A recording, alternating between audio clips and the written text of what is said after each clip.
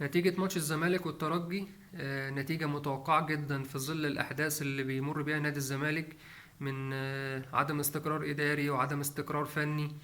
الزمالك من بعد نهائي القرن مع الأهلي مش قادر يستعيد شخصية اللعب في أفريقيا. مفيش ثقة كافية عند اللعيبة إن هي تقدر تكسب. بدليل إن هم خسروا من شباب بلوزداد يعني في القاهرة. الثلاث نقط اللي خدهم شباب بلوزداد في المجموعة كانوا من الزمالك في القاهرة. كان الزمالك يقدر يكسب المريخ. آه، برضو كان في مقدرته إن هو يقدر يكسب 3 نقط، كان يخش الماتش الترجي ب6 نقط أو بحد أدنى 4 نقط. ولكن الزمالك دايما بيحط نفسه في مشكلة الحسابات. وانا شايف ان هو بالمنظر ده مش هيقدر يصعد. المشاكل اللي في الزمالك اداريه وفنيه مش هتخليه يكمل، حتى ان فرضنا ان هو عدى دور المجموعات مش هيقدر بالمنظر ده يكمل في الادوار الاقصائيه.